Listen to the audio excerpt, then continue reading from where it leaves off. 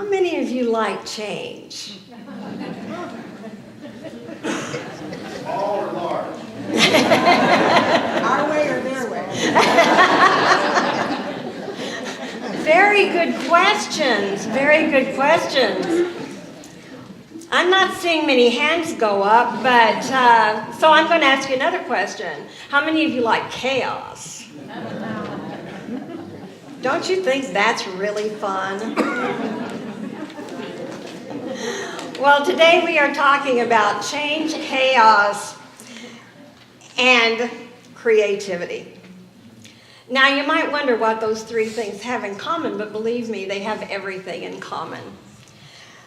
From the beginning of the Old Testament, we see a steady progression of a spiral that is going higher in our spiritual evolution. And as we see that, as we go through the Old Testament, and we've been doing that lately, we have found that there are certain lessons that are to be learned in each of the stories that we have talked about. And we know that most of these stories are either just stories to teach a lesson, or are myths or parables. They're kind of stories to answer the questions of an ancient people as to why things happened. And when we get into the stories of Jacob and Esau, like we talked about one week, and when we talk about Moses, these are big life lessons that we all learn. And so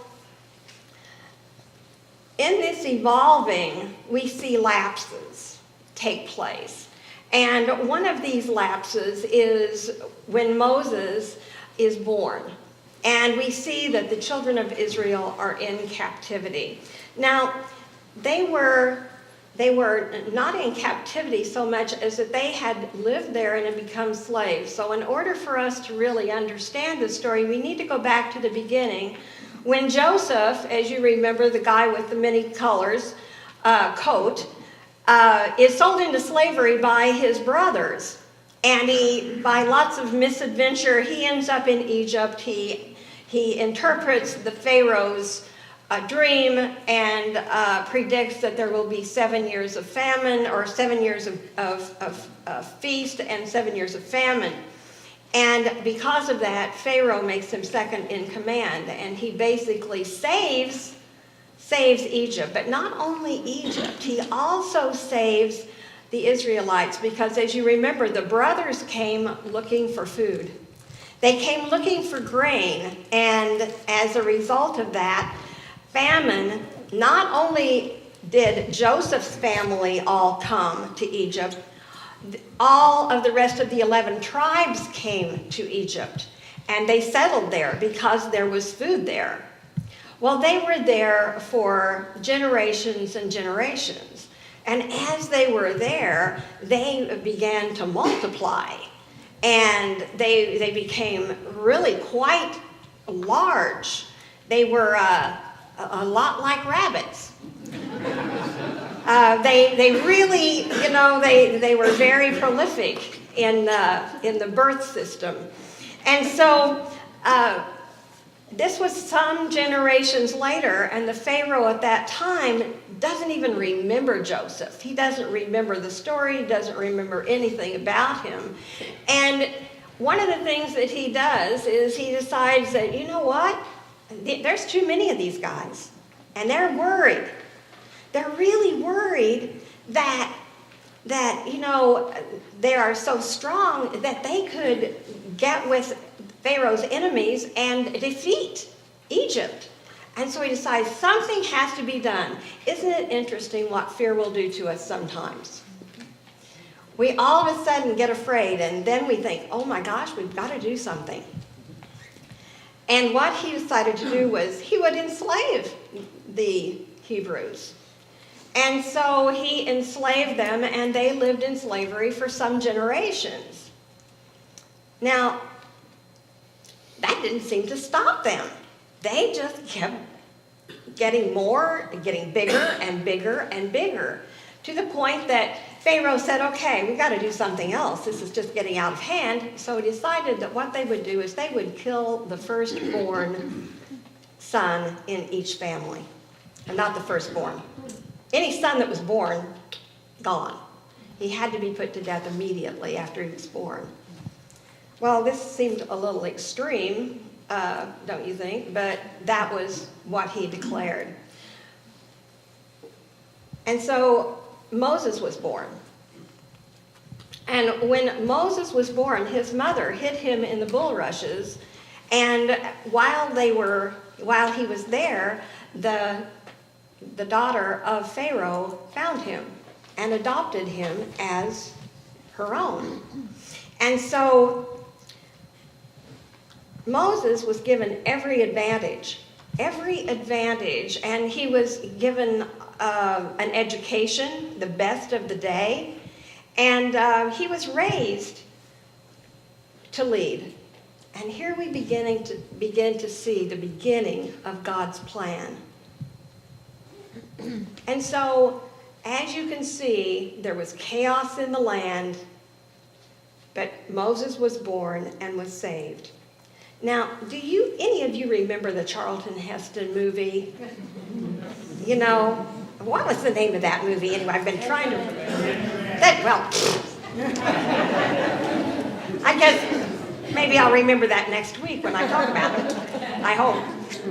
Anyway, his Egyptian mother, he's out on the balcony, and his Egyptian mother comes out, and she says to him, Moses. Do you remember how she said that? Wasn't it just hilarious? I just died laughing. I mean, I just couldn't stand it. It was so funny. And it reminded me of this story. A burglar broke into a home and was looking around, and he heard a soft voice that said, Jesus is watching you. Thinking it was just his imagination, he continued his search. But then he heard it again. Jesus is watching you. So he turned his flashlight up, and he looked all around the room, and he saw a cage that had a parrot in it. And he said to the parrot, was that you talking? And the parrot said, yes. And he said, he asked the parrot, he said, well, what is your name? And the parrot said, Moses. And the guy thought, he said, well, what kind of people would name their parrot Moses? And the parrot said, the same kind of people that would name their pit bull Jesus.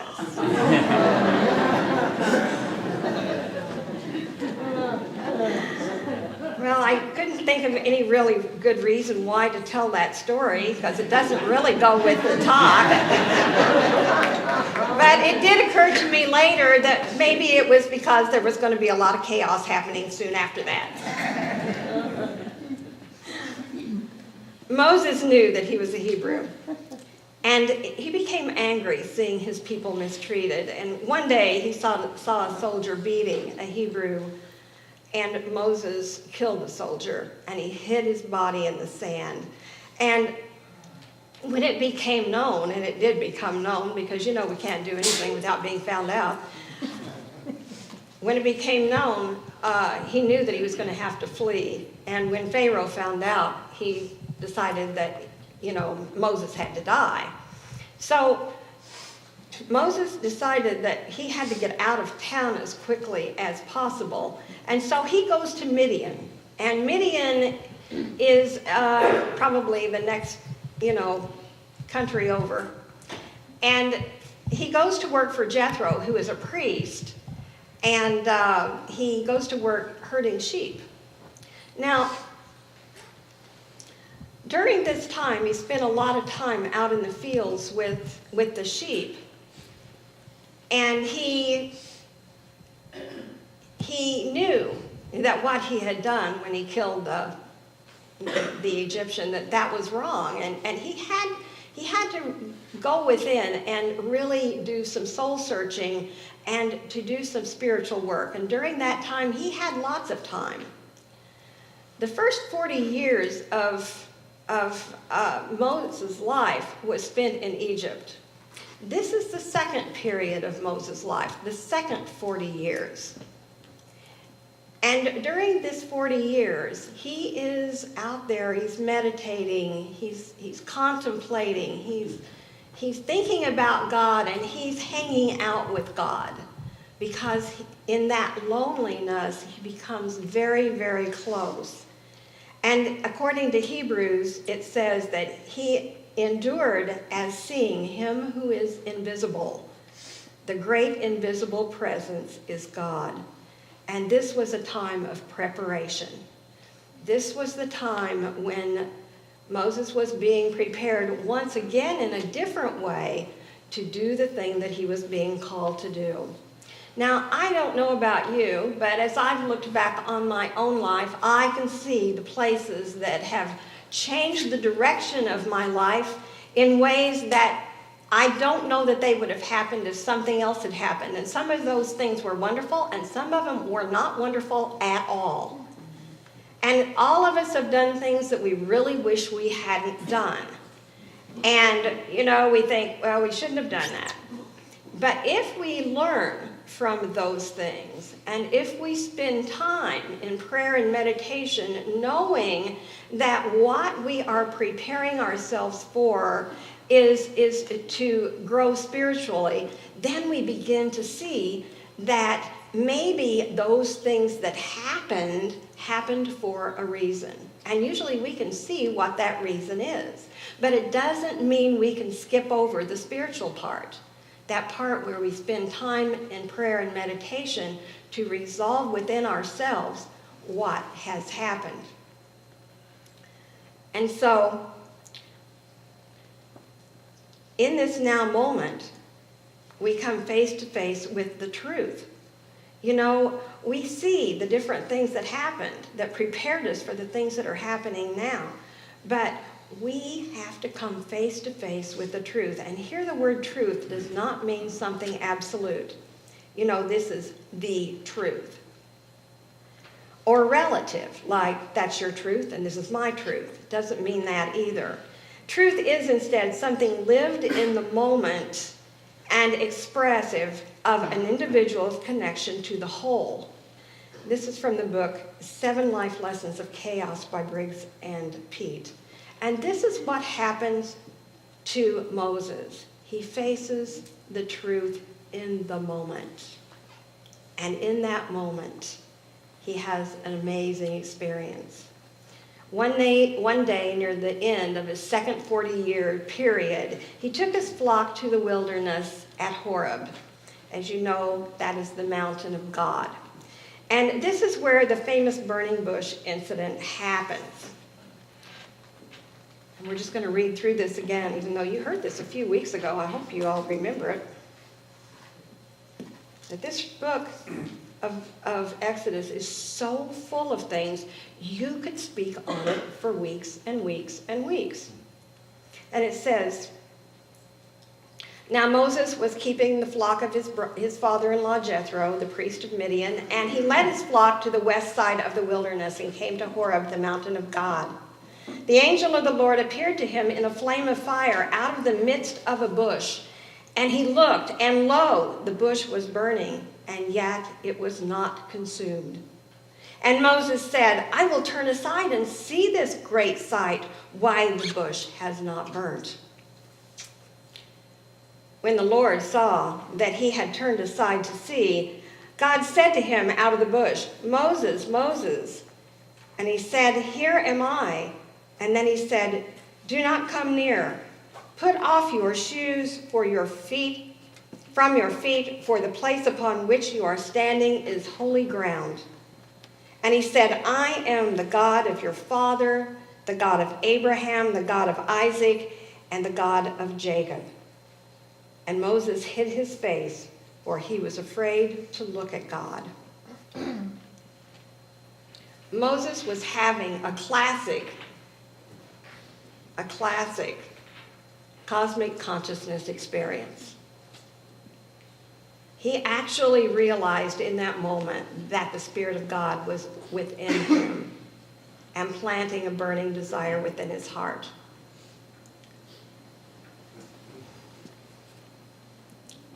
When this happens, we have a full realization of the divine. And we have this calling of the divine from within. And it comes again and again, even if we allow the outer thoughts to cover them over. They are here. This is a transformational experience for Moses. Something awesome is about to occur. And metaphysically, Moses represents an understanding of God as law and comes forth and does his mighty work. God calls on Moses to deliver the children of Israel out of Egypt. And after many, many excuses, finally Moses relents and says he will go and he will do it. And of course he goes and he says, Pharaoh, let my people go. And what does Pharaoh say? Oh yeah, go ahead. No, Pharaoh says, no way. You can't take my workers. You can't have them. No, they're staying here. They're building my pyramid, or whatever it was they were doing. And so Moses has a staff which creates a plague. And as soon as the plague begins, Pharaoh relents and says, okay, you can take them. But as soon as the plague is over, he changes his mind. And he says, no, you can't take them. And 9 times this happens, over and over and over again. And so we are told that Jehovah hardened the heart of Pharaoh. Now, does that really make a lot of sense to you, that a loving God would harden the heart of Pharaoh? It's like, that doesn't compute, does it? It doesn't seem right. It doesn't seem like that would be what would really happen. And this is one of those cryptic moments in the Bible when it seems like there's an inconsistency going on the part of a good God. And the explanation lies in the fact that we often pervert God's just law through the wrong use of it and establish destructive attitudes of consciousness that act as a law or governing power in our lives. And so when we see this happening, we see that this is something that has happened within us. For example, a person who gives in to anger repeatedly, over and over again. And he builds up a habit of unrighteous action. And he does this, and even though he may attempt to overcome it, he finds himself caught up in this anger over and over again. And so Pharaoh had permitted selfishness and greed to rule over him. He was very selfish, he was very greedy, and when the plagues came, the fear of them was stronger than his habitual state of mind. And in order to be freed of a plague, he granted Moses' request. But when the plague was over, he reasserted his habit of selfishness reasserted itself, and he would rescind it again. The law that he let rule his being had become his Lord and Master, and it had hardened his heart. And that is from the book Let There Be Light by Elizabeth Sand Turner, a very good book on interpretation. So talk about chaos. Can you just imagine the 10th and last plague was the slaying of the firstborn of the Egyptians and their cattle. The Israelites were not affected, for those who trust God are protected from disaster. We have to look at this in a metaphysical way too. They were instructed to kill a lamb and sprinkle blood over the door, and Jehovah would pass over their house and would not be visited by the plague. And as you know, that this is the origin of the Passover celebration. The metaphysical meaning of this is that the whole man must be pure. The whole person must be pure. And our inner life must be so open and free that we are not afraid to allow that which is within us to show forth and to be seen by others. Even on the doors of our house, where all may pass to read. Now our house represents our consciousness. The Lord will execute his judgment, and those who have purified the life of the Lamb or the body, we're saying the law, will execute his judgment on, and those who have purified the life of the Lamb or the body will escape the messenger or thought of death. So this was the last straw of the Pharaoh, for the Pharaoh. He just couldn't take any more. He just couldn't take any more. And finally he said, go, take these troublesome and dangerous Hebrews and just go. Get out. And so Moses said to the people, come, let us go. And they all started following Moses. And then something happens. Another thing happens. Another change happens. That looks like it's going to turn into chaos. They come to the Red Sea. And as they come to the Red Sea, they see that the Pharaoh's army is chasing them. And all of a sudden, they've just lost it all. And they say, what have you done to us? You brought us here to drown in the sea? And that was the beginning of many mumblings through the next 40 years as they wandered in the wilderness. But Moses said to the people, fear not. Stand firm and see the salvation of Jehovah, which he will work for you today. Stand firm, for the Egyptians you face today, you will not have to face again. You see, when we face our problems, we do not have to face them again. When we try to avoid them, that's when they just keep a-coming. Jehovah will fight for you, and you shall hold your peace. Then Moses lifted up his rod and stretched forth his hand over the sea. Can't you just see that scene in the movie? He's just got his rod up and he's holding it. And the waters divided, and the children of Israel went through on dry land. And when the Egyptians attempted to follow, the waters of the sea returned, and the Egyptians perished. There comes a time when humankind makes an escape from the realm of sense consciousness. And that's what this story signifies. But still, far from being on a permanently spiritual level of activity, we as true students may have left Egypt, but we have not reached the promised land yet, which is enlightenment. There is an interim period typified in the Old Testament by the wilderness in which we wander for a long time, as did the children of Israel. And this period of approximately 40 years was the third period of Moses' life and the most important one. I'm going to give you an update on my cats. A couple of weeks ago, I told you about my cats, who I named Jacob and Esau. And I just wanted you to know that last night, you know, that terrible storm we were having with the snow and everything. One cat went into the house. That was Jacob, of course. And Esau, my original cat, knowing that this is going to be a bad night, starts to inch his way in. So I'm watching him, and first his back end is outside. Then I notice he inches in a little more, and then his tail is about this far from the door, and then he's inside.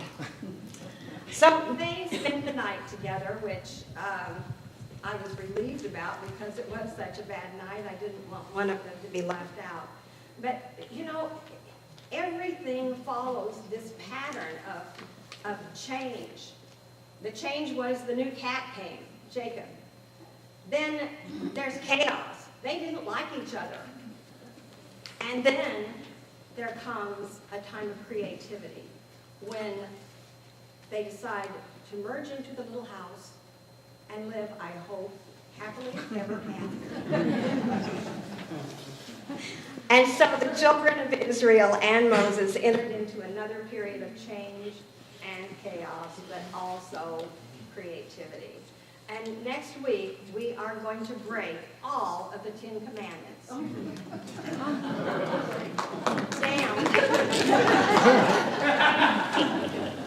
And see the meaning beyond the literal moral laws. So don't miss it, because next week we're going to find out how to do it. Okay. Thank you for being here this morning.